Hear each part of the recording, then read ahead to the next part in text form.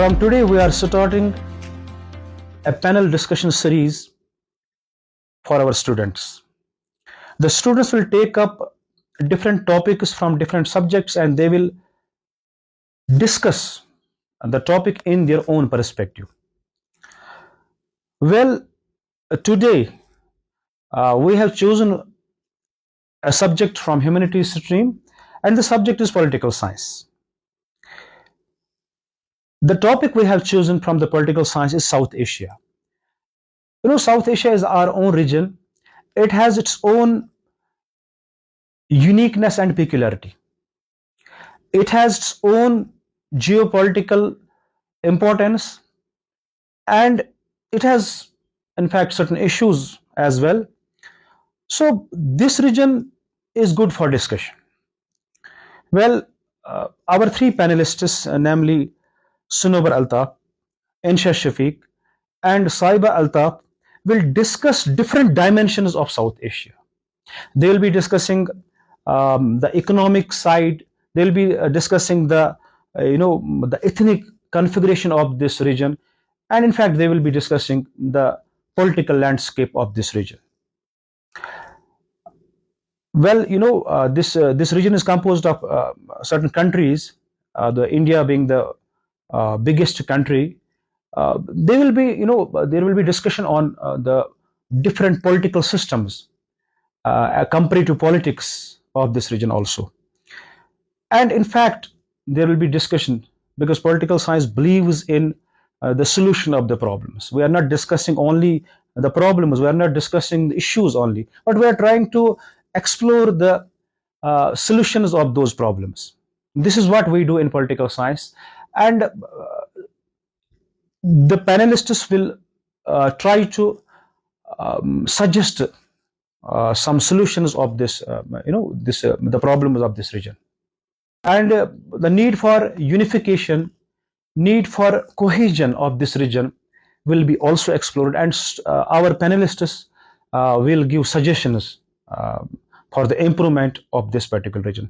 This is what this panel discussion series is all about.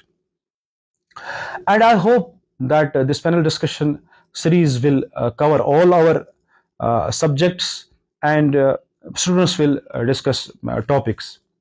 Well, this is in sync with the new education policy, which says that we have to go beyond classrooms and textbooks.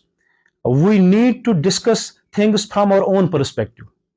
We should not confine our studies to the books and to the internet or anything else. We can take help from them, but we should try to develop our own ideas about the topics we are discussing in our classroom.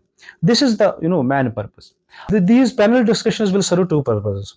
Number one, the students will be able to explore their own potential and express their own opinions. One. Number second is that they will prepare for examination. Because when you are saying something repeatedly, or you are expressing your ideas on particular thing, this automatically get stuck in your mind. So this is the motto of these panel discussions. Well, it will be not out of place to mention the great support provided to us by our worthy principal Shri Dalvinder Kaurji, who has provided us all the moral and logistic support for conduct of these programs, be it news or this new panel discussions. I hope the viewers will like these programs and they will support us. Thank you.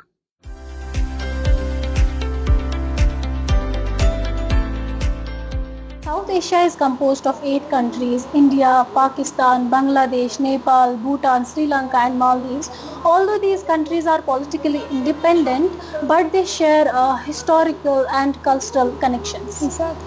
Exactly, Saba, you are right. And we can say that this South Asia is not merely the collection of countries, right, Snow? Right. It is basically a distinct geopolitical region. We know that it has the Arabian Sea, it has Himalayas in the north, Indian Ocean in the south, and it has Arabian Sea, Bay of Bengal. And I think that these factors, these natural factors, give the sort of insularity to this region, isn't it, Snowbird? Yeah. And I feel when it comes to the South Asian countries, these countries feel connected to each other because they have the common historical experience. differences. And right now, if we talk about the current times, they are connected to each other because of this economic interactions. They have the cultural concerns and the cultural exchange. And I believe, Snowbird, that these things makes it an important regional unit, isn't it? True, Insha. Nobody can deny the geographical and ethnic peculiarity of South Asia.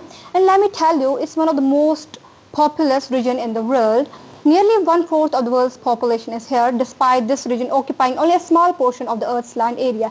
And this demographic significance makes South Asian as an important subject of the academic study. Yeah, that's right. People of South Asia share many Cultural values as well. Yeah. और इसी culture की वजह से जो है ये पूरा reason आपस में जुड़ा हुआ है.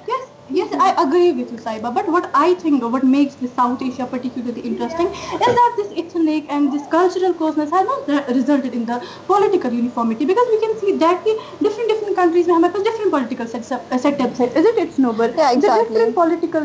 The different countries follow the different political paths. We can see here in India, it has been a democratic country since its independence. Then we look at the Pakistan or other countries, some of the South Asian countries, they have faced military interventions.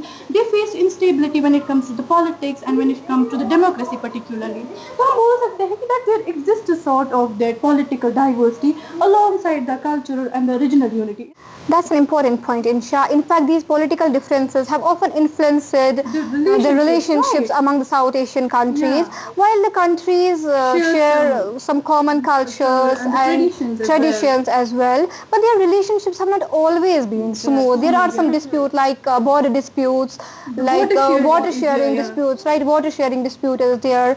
So and some mutual suspicions are there. So sometimes this created the strain in the regional relations. Important as well. Yeah, when exactly. It comes to the academic aspect. Exactly. What's your opinion? What in today's interconnected world, South Asia cannot progress effectively in isolation. Yeah, exactly. And the people are facing the same challenges like unemployment, climate change, natural disasters, pollutions as well. But if they work together, working together, these countries can make a change. Like ये betterment की तरफ जा सकते हैं अगर ये मिल के काम करें. Yeah, exactly. You are right. I feel that what can the cooperation do? That's like far better. And I feel that the leaders of the South Asia, they have understood it, Snowball. Exactly. They have understood the meaning, the importance of the cooperation and being united. That's why उन्होंने SAARC बनाया. SAARC is a regional organization. You might know about that. SAARC stands for the South Asian Association for Regional Cooperation. It was established in, I guess, 1985. Right? Yeah, it was established in 1985, and it's sort of a landmark that reflected the foresightness of the leaders of these South Asian countries. And if we talk about the initially, there were only 7 founding countries of SAARC. India was there, Pakistan, Nepal, Bhutan, Sri Lanka, and of course the Maldives. But later on in 2007, right, Snowball, in 2007 the Afghanistan joined it as well. And if we look at the objectives of SAARC, the objectives of SAARC are absolutely amazing. It's the acceleration of economic growth in this region. If we talk about other objectives, it's the cultural, the ethnical, and the technical cooperation among these countries, so that they can work better.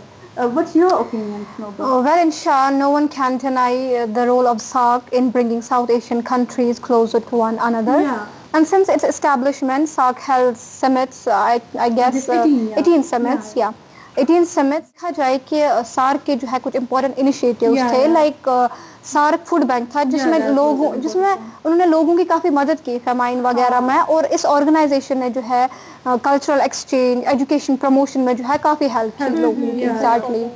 हम देखें कि इनकी वजह से बहुत ज़्यादा progress भी हो गई है, लेकिन फिर भी कुछ डिस्प्यूट्स है, लाइक हम देख सकते हैं टेरिटोरियल डिस्प्यूट्स है, बॉर्डर डिस्प्यूट्स है. इनकी वजह से जो है हमारा कुछ मतलब एक प्रॉब्लम क्रिएट हो रहा है.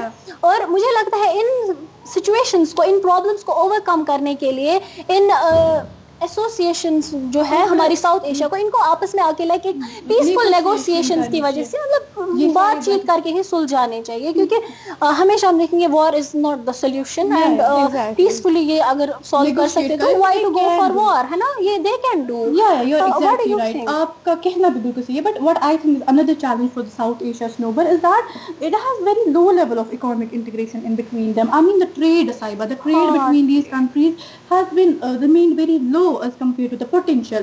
और ये क्यों हो रहा है? Because of the number of reasons, like the unnecessary restrictions are there, the barriers are there, the procedure, Saiba, is very complicated, and especially the inadequate connectivity is there in the region. And what I feel is the government have to take some steps. The government of all these regions, मतलब सारी South Asian countries जो है, they have to just reduce the unnecessary restrictions. They have to encourage the investment, the regional investment, isn't it, Snowball? Yeah.